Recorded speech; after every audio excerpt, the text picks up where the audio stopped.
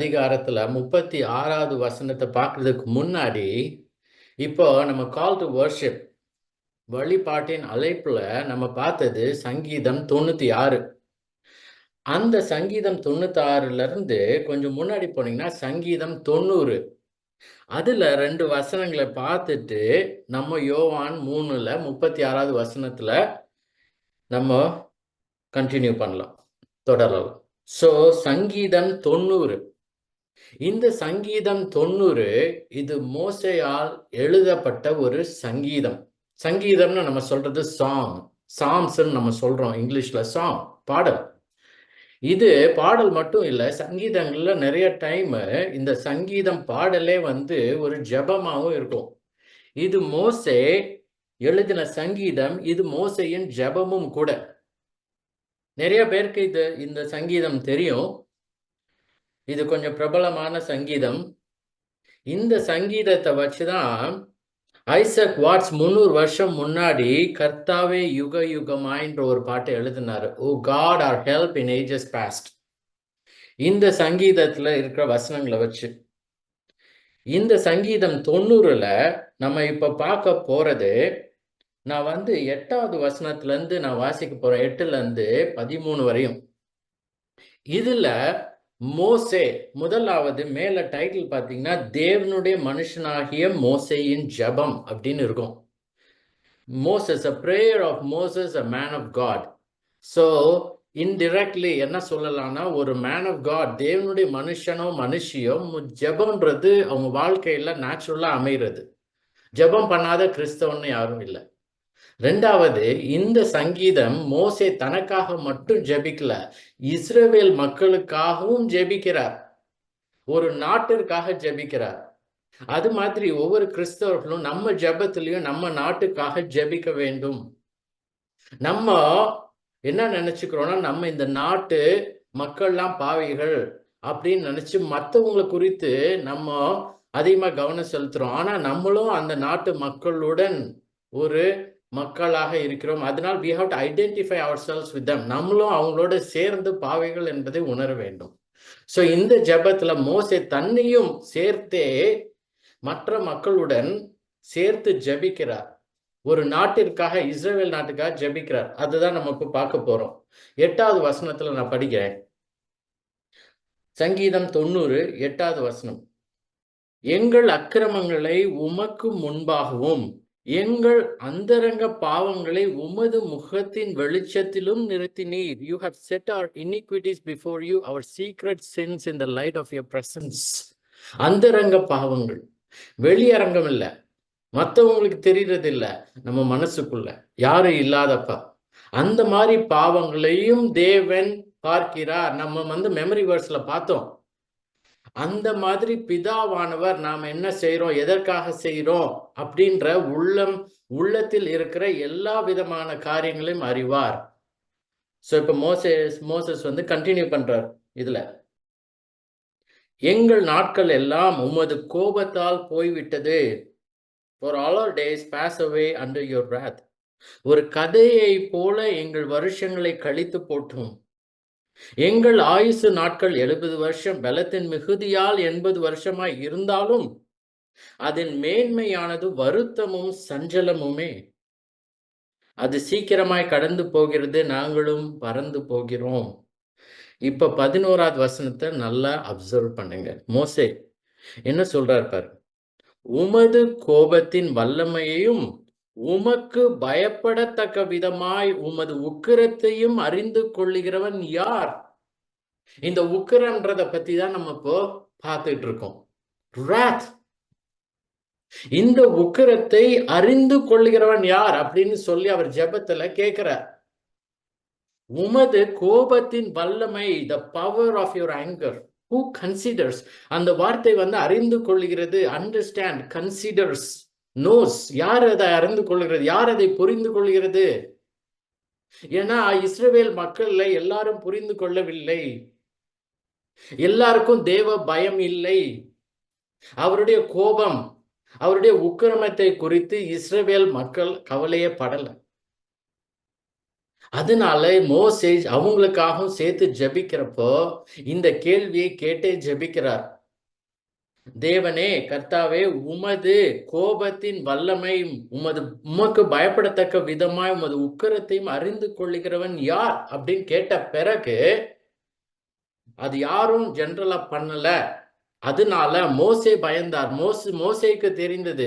ஆனா அவர் என்ன சொல்றாரு, தன்னையும் ஒரு இஸ்ரவேலனாக இஸ்ரவேல் மக்களோடு சேர்த்து இணைத்து இந்த ஜெபத்தை சொல்லி, அதுக்கப்புறம் பாருங்க அவர் 12வது வசனத்துல என்ன சொல்றாருன்னு, அது கேன்சர்.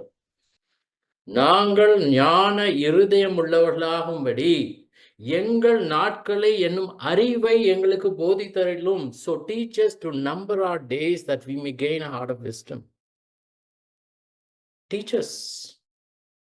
இந்த wisdom, அறிவு என்பது தேவனுக்கு பயப்படும் அறிவு. நம்ம சொல்றோம் கர்த்தருக்கு பயப்படுதலே ஞானத்தின் ஆரம்பம். The fear of the Lord is the beginning of wisdom. பிரசங்கி 9:10. இந்த அறிவை எங்களுக்கு தாங்க, நாங்க உமக்கு பயப்படணும். எப்படி பயப்படணும்? உம்முடைய உக்கிரத்தை நாங்கள் அறிந்து பயப்பட வேண்டும்.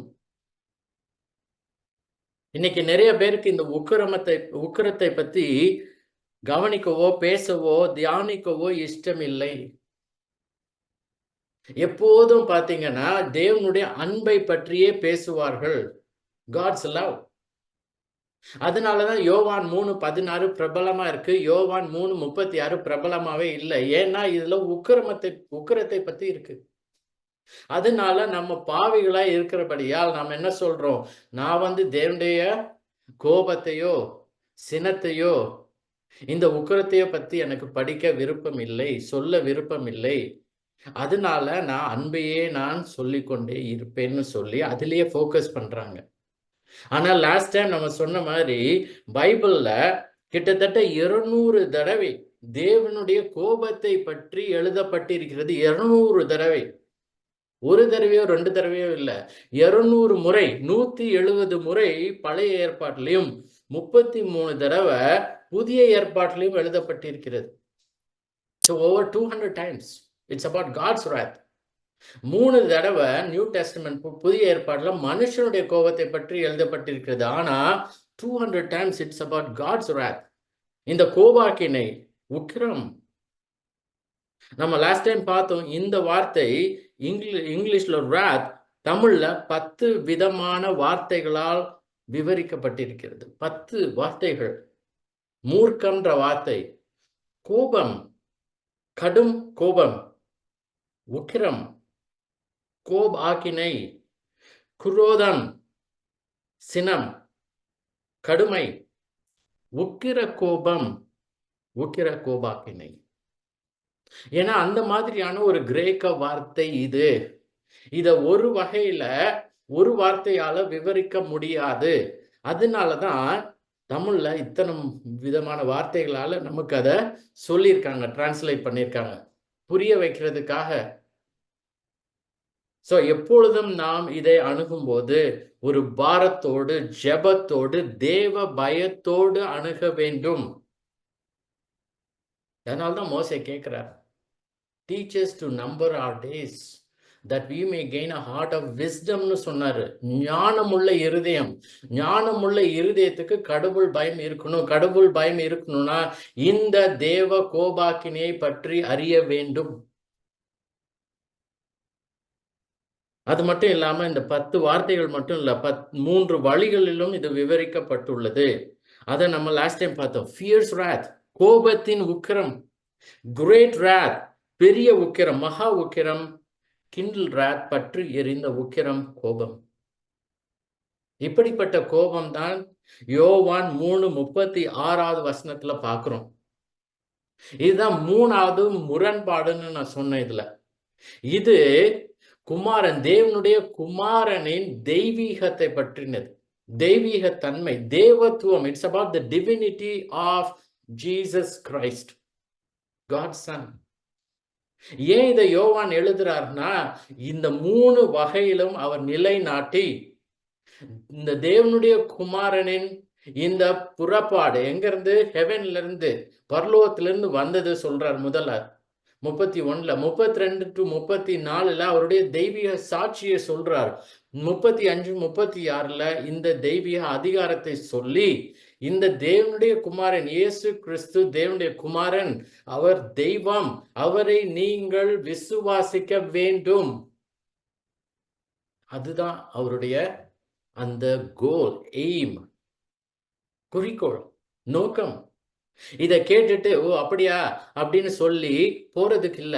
இதை கேட்டு நாம் பயந்து மக்கள் விசுவாசிக்க வேண்டும். அதனால்தான் 36வது வசனத்துல பாருங்க, குமாரனிடத்தில் விசுவாசமாய் இருக்கிறவன் நித்திய ஜீவனை உடையவனாய் இருக்கிறான், குமாரனை விசுவாசியாதவனோ ஜீவனை காண்பதில்லை. தேவனுடைய கோபம், the wrath of God remains on him, அவன் மேல் நிலை நிற்கும். சோ இந்த கோபம், இந்த wrath நம்ம பார்க்கிறோம். இங்கிலீஷ்ல wrath, தமிழ்ல 10 விதமான வார்த்தைகள். இதோடைய அர்த்தம் என்ன? இந்த wrath, கோபம், கிரேக்க மொழியில 2 விதமான வார்த்தைகள் இருக்குது. முதலாவது வார்த்தை என்னன்னா தூமாஸ்ன்ற வார்த்தை. ஓகே, அது வந்து THYMOS அப்படின்னு நம்ம சொல்ற வார்த்தை தூமாஸ். இந்த வார்த்தையும் இங்கிலீஷ்ல ராத்துன்னு டிரான்ஸ்லேட் பண்ணிருக்காங்க, தமிழ்ல கோபம்னு டிரான்ஸ்லேட் பண்ணிருக்காங்க. இந்த வார்த்தை, கிரேக்க வார்த்தை தூமாஸ்ன்ற வார்த்தை வந்து ஒரு ஒரு ஒரு ஒரு ஒரு சடன் ஆங்கர், திடீர்னு வர கோபம். நம்ம சொல்றோம் சட்டுன்னு ஒரு கோபம் வருது பாருங்க அப்படின்னு சொல்றோம்ல, அந்த மாதிரியான ஒரு கோபம். இது மோர், இந்த வார்த்தை மனதுக்குள்ள இருக்கிற கோபம். சில பேர் வெளியே காமிக்க மாட்டாங்கல்ல கோபத்தை, அந்த மாதிரி உள்ளே வச்சிருக்குது, அந்த மாதிரியான வார்த்தை தூமாஸ். ஆனா இங்க நம்ம பார்க்கிற வார்த்தை தூமாஸ்ல இந்த வார்த்தை ஆர்கே, ORGE. இந்த கிரேக்க வார்த்தை, இந்த கிரேக்க வார்த்தை வந்து wrath, கோபம்னு டிரான்ஸ்லேட் பண்ணிருக்காங்க. இது எதை குறிக்குது அப்படின்னா கோபத்தை குறிக்குது. அதோட கூட இது எதை உணர்த்துதுன்னா, இது ரொம்ப முக்கியம், இது எதை உணர்த்துதுன்னா இந்த வார்த்தை பனிஷ்மெண்ட், தண்டனை. சோ அந்த வார்த்தை வந்து தூமாஸ்ன்ற வார்த்தை வந்து கோபத்தை குறிக்குது. ஆனா அந்த கோபம்ன்றது ஒரு ஷார்ட் ஆங்கர், சடன் ஆங்கர். கோபம் சட்டுன்னு வரும், அப்புறம் உடனே குறைஞ்சிடும். ஒரு 5 நிமிஷத்துல பாத்தீங்கன்னா நார்மலா இருப்பாங்க. அந்த மாதிரி கோபம் இல்லை. இந்த வார்த்தை கோபத்தை குறிக்கிறது. ஆனா இந்த கோபத்தோட தண்டனையையும் குறிக்கிறது. It's about the punishment, includes the punishment. Heat of the மொமெண்ட்னு சில பேர் சொல்லுவாங்க. அந்த நேரத்துல எனக்கு கோபம் வந்துருச்சு, 10 நிமிஷம் கழிச்சு பாத்தீங்கன்னா ஒண்ணுமே நடக்காத மாதிரி இருப்பாங்க. அந்த மாதிரியான கோபம் இது இல்லை. இந்த வார்த்தை, இந்த ஆர்கே இங்க யூஸ் பண்ணிருக்கிற கோபம்ன்ற வார்த்தை 3:36ல, இந்த வார்த்தை நல்லா கவனிங்க. It is a settled or abiding condition of mind with a view to take revenge. இது எப்படின்னா ஒரு தொடர்ந்து ஒரு நிலையான ஒரு பழி வாங்குதலுடன் அதை உள்ளடக்கிய ஒரு கோபம். நல்லா யோசிச்சு நிதானித்து அதை அறிந்து ப்ராசஸ் பண்ணி அனலைஸ் பண்ணி வர ஒரு கோபம். புரியுதா? சோ ஒரு காரியம் ஒருத்தர் தப்பு செஞ்சாங்கன்னா, தெரிந்தே தப்பு செஞ்சாங்கன்னா நம்ம என்ன பண்ணுவோம்? சடனா சில பேருக்கு கோபம் வரும், இரிட்டேட் ஆகி ஏதாவது சொல்லுவோம், இல்ல சொல்லாம இருப்போம். ஆனா இந்த கோபம், நம்ம பார்க்கிற இந்த wrath, இந்த ஆர்கேன்ற கிரேக்க வார்த்தை, இது எப்படின்னா அதை யோசிக்கிறோம். உடனே கோபம் இல்ல, அதை யோசிச்சு அதை நம்ம வந்து ப்ராசஸ் பண்றோம். ஓகே, என்னதுனால அவர் செஞ்சார்? தெரிஞ்சு செஞ்சாரா, தெரியாம செஞ்சாரா, எந்த விதத்துல செஞ்சார், எல்லாத்தையும் நம்ம அனலைஸ் பண்ணி அதுக்கப்புறம் நம்ம ஒரு முடிவெடுக்கிறோம். இவர் அந்த மாதிரி பண்ணிருக்க கூடாது, இது தப்பான காரியம், அதனால அவருக்கு ஒரு தண்டனையை நான் அளிக்க போகிறேன். அப்படிப்பட்ட ஒரு கோபம். இதுதான் இங்க யூஸ் பண்ணிக்கிற வார்த்தை. தேவனானவர் இங்க இருக்கிறது, தேவனுடைய கோபம் அப்படின்றது, இங்க wrathன்றது தேவன் அறிந்து புரிந்து எடுத்த ஒரு முடிவு. அந்த முடிவுல பழி வாங்குதலும் இட் இஸ் இன்க்ளூடட், உட்பட. அப்படிப்பட்ட ஒரு வார்த்தை இது. இது சடனா எதிர்பாராத குறுகிய கோபம் இல்லை, இது ஒரு நீடித்திருக்கிற ஒரு கோபம். நான் சொன்ன மாதிரி ஒரு ஷார்ட் டெம்பர்ட் மேன் வந்து உடனே கோவம் வந்து போயிடும். அந்த மாதிரி இல்ல. This is a long lasting anchor. நீடித்து இருக்கும். அதனால தான் அங்க பார்க்குறோம் அந்த வசனத்துல நிலை நிற்கும்ன்ற வார்த்தைய யூஸ் பண்ணியிருக்காங்க. இந்த வார்த்தை ஆர்கே, கிரேக்க வார்த்தை ஆர்கே ஆர் தமிழ்ல கோபம், இங்கிலீஷ்ல wrath. இது வந்து பழைய ஏற்பாட்டுல நான் சொன்னேன் 170 முறை பயன்படுத்தப்பட்டிருக்கிறதுன்னு. அந்த 170 முறையில நிறையா நம்ம ஒரு புஸ்தகத்தை எடுத்து எதுல நிறையா தடவை இந்த வார்த்தை யூஸ் பண்ணியிருக்காங்கன்னா, இது எசேக்கியேலின் புஸ்தகத்துல. 30 முறை எசேக்கியேலின் புஸ்தகத்துல, தி புக் ஆஃப் எசேக்கியேல்ல பயன்படுத்தப்பட்டிருக்கிறது. இந்த வார்த்தை ஆர்கே. 20 முறை எரேமியாவின் புஸ்தகத்துல. 20 times in the book of Jeremiah. 30 முறை இதுலயே பார்த்தீங்கன்னா 50 முறை பயன்படுத்தப்படும் 2 புஸ்தகத்துல எசேக்கியேல், எரேமியாவுல. புதிய ஏற்பாட்டுல 2 புஸ்தகத்துல அதிகமா பயன்படுத்தப்பட்டிருக்கு. அது எதுன்னா வெளிப்படுத்தின விசேஷத்துல 11 தடவையும் ரெவலேஷன். புக் ஆஃப் ரோமன்ஸ், ரோமருக்கு எழுதின நிருபம் அதுல 10 முறையும் பயன்படுத்தப்பட்டிருக்கிறது. நான் சொன்ன மாதிரி 170 முறை பழைய ஏற்பாட்டுல, அதுல எசேக்கியேல், ஜெரமையா சேர்த்து பார்த்தீங்கன்னா அதிலே கிட்டத்தட்ட 50 தடவை. புதிய ஏற்பாட்டுல 30 தடவை கிட்டத்தட்டன்னு சொன்னேன். இங்க பார்த்தீங்கன்னா ரெவலேஷன் வெளிப்படுத்தின விசேஷமும் ரோமரையும் சேர்த்து பார்த்தீங்கன்னாலே 20 தடவை. அப்படிப்பட்ட வார்த்தை, அப்படிப்பட்ட தேவனுடைய கோபத்தை தான் நாம் பார்க்கிறோம். அதோடு கூட 3 அதிகாரத்துல அதிகமாய் பயன்படுத்தப்பட்டிருக்கிற வார்த்தை. இந்த 3 அதிகாரம் என்னன்னா எல்லாமே பழைய ஏற்பாட்டுல இருந்து. இது சங்கீதம் 78ல. சங்கீதம் 78ல ஒரே சாப்டர். அதுல 5 முறை இந்த வார்த்தை தேவனுடைய கோபம், நம்ம கிரேக்க வார்த்தை ஆர்கேன்னு சொல்ற வார்த்தையை பயன்படுத்தியிருக்காங்க. அந்த வசனங்கள் நீங்க அப்புறமா போய் வாசிங்க. சங்கீதம் 78. இது வந்து it is a psalm about exodus சொல்லுவாங்க. அது எப்படின்னா பழைய ஏற்பாடு காலத்துல, மோசேயின் காலத்துல இஸ்ரவேல் மக்கள் எப்படி வந்து வனாந்திரத்துல எல்லாம் வந்தாங்க, எப்படி கடவுள் கொண்டு வந்தார் அப்படின்றத பத்தி. அந்த 78வது அதிகாரத்துல 5 வசனங்கள்ல இது wrath, இந்த ஆர்கே, இது தமிழ்ல 3 விதத்துல அதுல பார்க்கலாம் நீங்க. கோபம், உக்கிரம், மூர்க்கம். அது எங்க இருக்குன்னா 21வது வசனம், 38வது வசனம், 49வது வசனம், 59வது வசனம், 62வது வசனம். சோ சங்கீதம் 78ல 5 முறை இதை நம்ம பார்க்கிறோம். அடுத்தது எசேக்கியேல் 20வது அதிகாரத்துல போய் பார்த்தீங்கன்னா இதே வார்த்தை, கிரேக்க வார்த்தை ஈக்குவலன்ட் ஆர்கேன்ற வார்த்தை நம்ம சொல்றோம். இது கோபம், உக்கிரம், wrathன்ற வார்த்தை 5 முறை பயன்படுத்தப்பட்டிருக்கிறது. இது எசேக்கியேல் 20ல. நீங்க போய் அப்புறம் வாசிச்சீங்கன்னா 8வது வசனம், 13வது வசனம், 21வது வசனம், 33வது வசனம், 34வது வசனம். கடைசியா எசேக்கியேல் 7 அதுல 4 முறை பயன்படுத்தப்பட்டிருக்கிறது.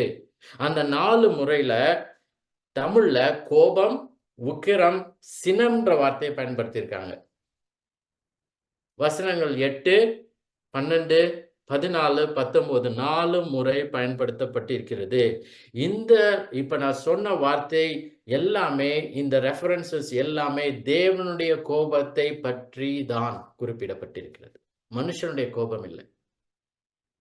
சோ இதுதான் இந்த வார்த்தையின் அர்த்தம். இந்த வார்த்தை நம்ம சொல்றது கோபம், இது வந்து ஒரு சின்ன ஒரு ஷார்ட், ஒரு குறுகிய காலத்துல வந்து போகும் கோபம் இல்லை.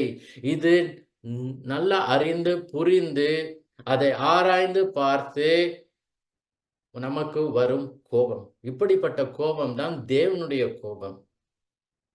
இது நீதியின் கோபம். இது பழி வாங்குதலுடன் இணையப்பட்ட ஒரு கோபம். இதுதான் இதன் அர்த்தம்.